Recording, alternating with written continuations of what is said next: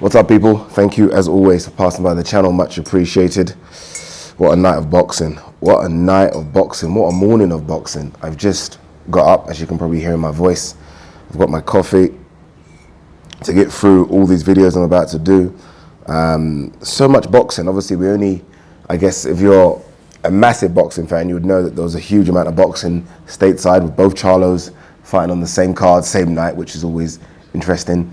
But let's focus on the UK side first, and let's talk about Chisora versus Whyte. I think that's where we should start. I am going to obviously do Frampton Warrington videos. So many videos I'm going to try and get out today, to be honest, but I think it's important that I focus on Chisora versus Whyte, just because I gave it a lot of attention in the build-up. Initially, when the fight was first announced, and I'm going to go all the way back there, I wasn't too happy. I said it should have been Whyte versus Ortiz. I still do kind of think that. And I think that's a fight that should be made, actually, and we'll talk about that later. But initially, I did want it to be Whyte versus Ortiz. I knew that Chisora was going to come in and do a good job, not just in promoting the fight, but getting the best shape he can possibly get in, which obviously he ticked that box. And I knew he was going to come and fight. I did say, and you guys have seen it, I've done a couple of videos in the lead up to this now. I did say that I thought that Whyte would win on points or a late stoppage. And that kind of how, in my head, the fight was playing out. I did have Chisora up at one stage. I think going into round 7 or 8, I think I had Chisora maybe 5 rounds to 2 up. Honestly, I think I had Chisora up, but and I think I tweeted this at the time, that Chisora's winning, but Whyte looks calm and in control. Like, Whyte looks like, I'm calm, I'm in control, I'm using my jab when he could.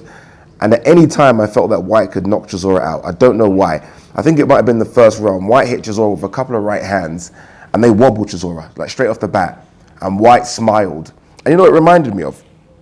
It reminded me of when Joshua fought Whyte. I don't know if you guys remember this. When Joshua fought Whyte, and again, a lot of trash talk in the build-up, and Joshua hit Whyte with a couple of right hands very early, and Joshua stuck his tongue out like, this is what I'm bringing.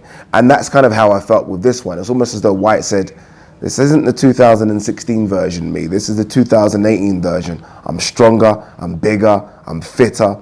And that's how it played out in my head. Look, Chisora came and Chisora was game. I thought Chisora did what Chisora's always done, which is kind of do that almost Joe Frazier kind of roll and head move, and then try and get in as close as possible and start landing those big body shots. But I didn't, don't get me wrong, those body shots were affecting Whyte. I didn't really ever see Whyte hurt. I don't ever remember seeing him hurt. I think he got tagged with a kind of sneaky, was it a left or right hook? I can't remember, I think maybe around 8 or 9. But apart from that, yes, Chisora was dictating the pace, so I could understand why the judges would have had him up. And he was up on the scorecards until the stoppage, which is crazy, and we're going to talk about that again. But he was dictating the pace, but I felt like Whyte looked more in control.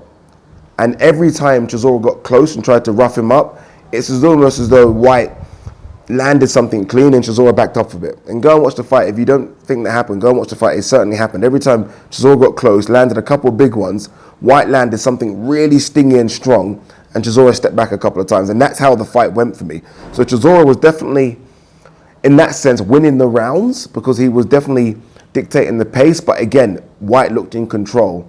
And I think that stoppage looked like it could come at any time. It looked like it could come at any time. And that stoppage, that hook, that left hook, might get him out of a lot of jail if he does fight a lot of the big boys in the division. And I'm not just talking about the big boys that we think of in Wilder, Fury, and Joshua.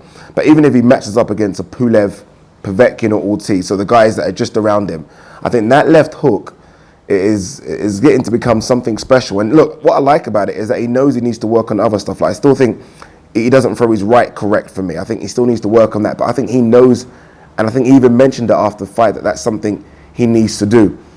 If you're Chisora, you're going to wake up disappointed.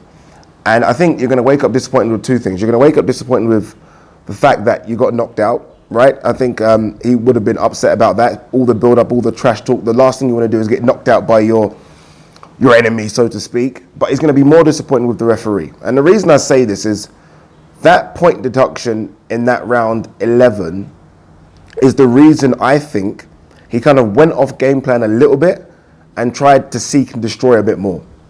And I think that's why he got caught. In his mind, he probably almost said, you know what, I've been deducted a point, shit. this is going to go the full 12. I've got to try and even this round. I've got to try and win the round. And I almost think that he rushed his work a bit, and that's why he got caught.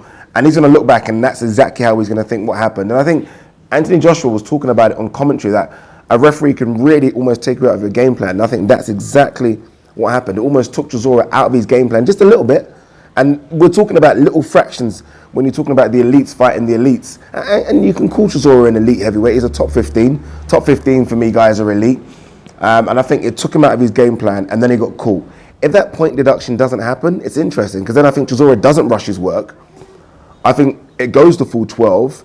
And again, judging by the scorecards, who had Chisora 2 up and I think 1 Whyte up, we could have a split decision here where Chisora goes away with the victory. And that would have been crazy, because if you're Dillian Whyte, you're probably thinking, this isn't as hard as the first one, and it wasn't physically as hard as the first one. You think you're controlling it. Yes, Chisora's having some good spots, but I think for the majority of the fight, Whyte looked like he was in control. And he might have gone on to lose the fight. So yeah, boxing's crazy. I'm happy to see that Chisora got up after the knockdown. Obviously, when you consider what happened to Adonis Stevenson, you don't want to see fighters go through that again, especially for Chisora, not for me.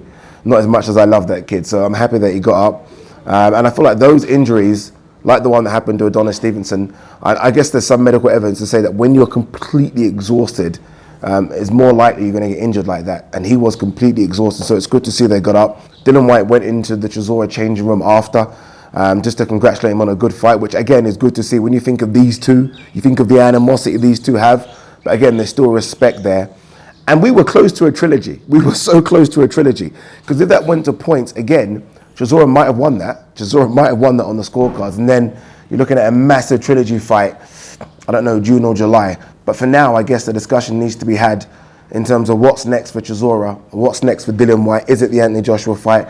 I'm going to do a separate video on that. For Chisora, I still think there are options there. I really do. I don't think he should call it quits. Obviously, when a knockdown happens like that, people will start saying, okay, he's 35, he's been through a lot of wars. But I still think Parker's an option. Parker's an option. Jarrell Big Baby Miller, who might not want to fight the loser just because of the stigma of fighting the loser, but that's an option. There are big fights out there for Chisora. There are big more paydays.